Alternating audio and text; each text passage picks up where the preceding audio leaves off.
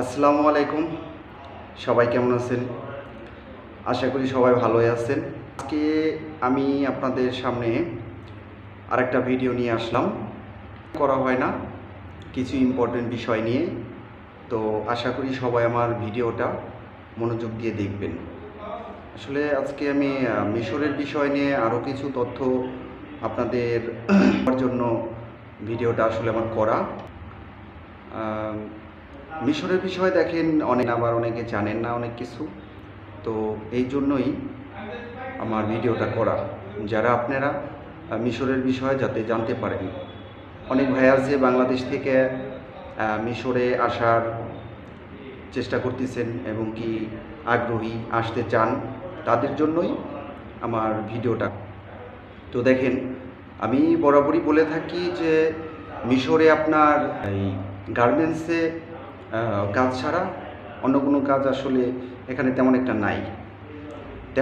এই জন্যে বললাম যে আপনার মিশরে এছাড়াও গার্মেন্টসের জব ছাড়াও আরও 2টা জব আছে। এটা অ্যাভেলেবেল মানুষের কাছে নাই, সবার কাছে নাই। তো আরও 2টা জব আছে। একটা হচ্ছে আপনার রেস্টুরেন্ট, ঠিক আছে?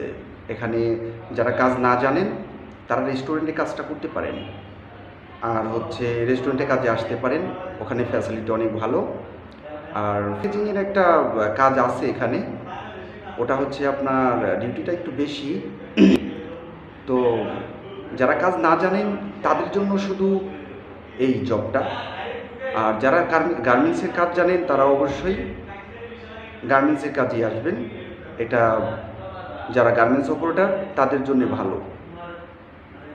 আর যারা গার্মেন্টসের বিষয়ে আসতে চান তো আসতে পারেন, কোনো সমস্যা নেই।